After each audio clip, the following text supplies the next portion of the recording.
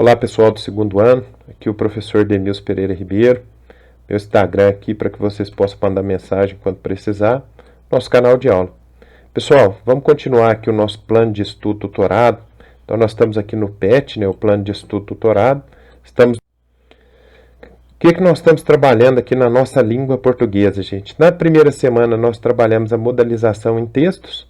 Na segunda semana nós trabalhamos um pouco com os pronomes pessoais.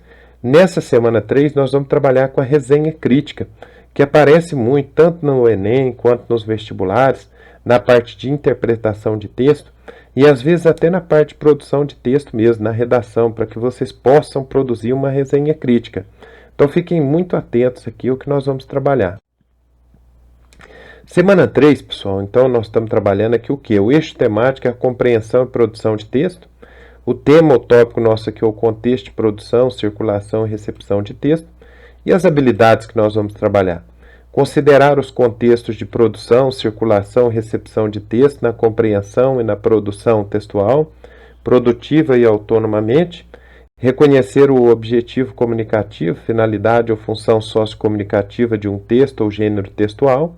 Relacionar os gêneros de texto às práticas sociais que os requerem para a comunicação do dia a dia. Primeira coisa, então, vamos definir aqui o nosso tema, que é a resenha crítica, né? Nós estamos começando, então, a semana 3 e vem aqui um gênero textual, mais um para que a gente possa estudar. Esse gênero que nós estudaremos aqui, a resenha crítica, nós precisamos reconhecer as características, né? A estrutura e a função social. Sabendo que quando você assiste um bom filme, fica comentando com relação a ele, nós comentamos vários aspectos, né? O figurino, a maquiagem, os efeitos, a história emocionante. Esses são alguns pontos que geralmente nós conversamos com as pessoas quando nós indicamos um filme ou uma série. O gênero textual que vamos aprender é mais ou menos assim.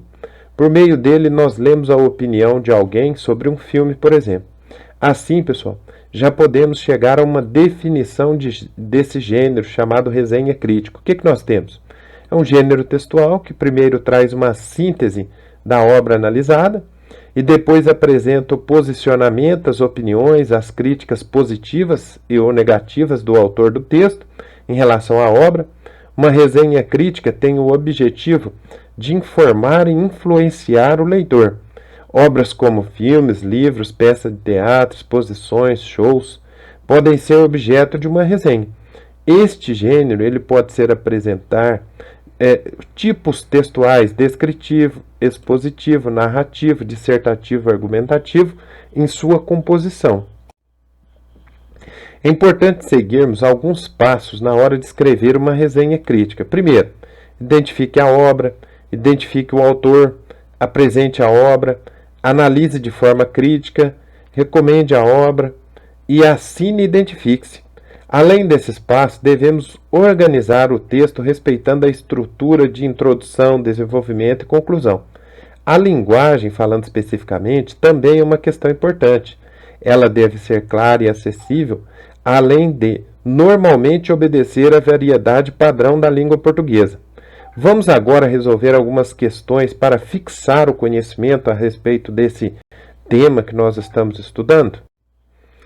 Bom, aqui eu tenho uma questão do Enem, que foi usada no Enem em 2011.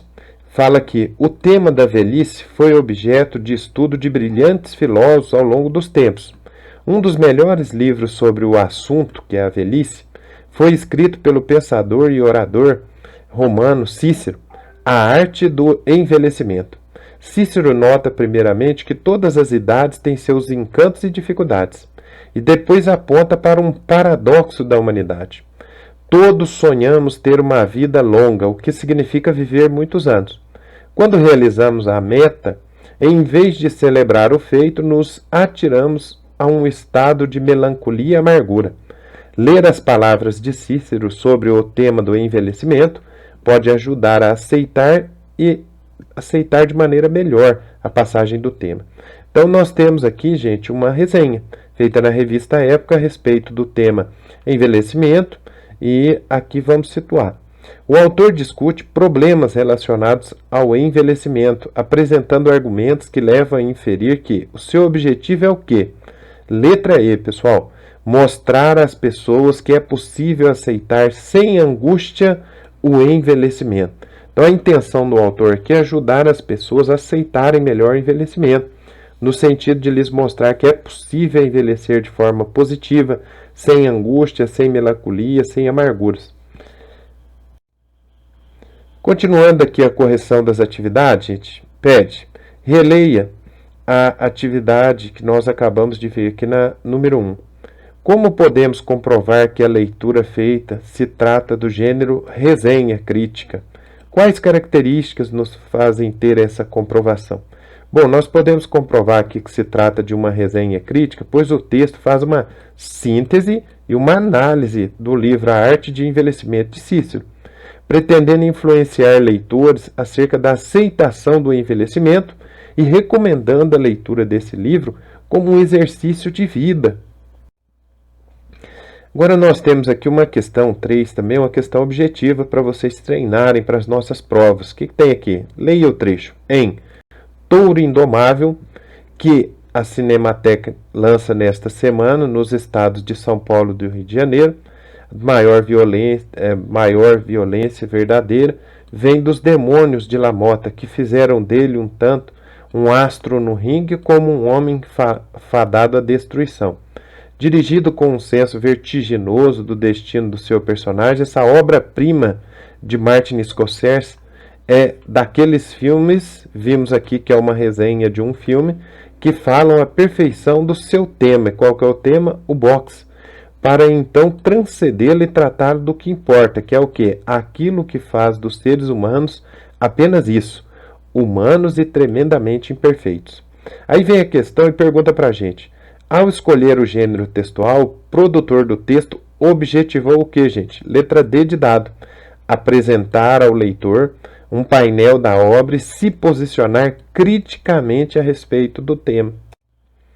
Agora nós temos aqui a questão 4, que pede, leia o texto e observe a seguir a figura. Então nós temos aqui o texto, meta-esquema. Alguns artistas remobilizam as linguagens geométricas no sentido de permitir que o apreciador participe da obra de forma mais efetiva.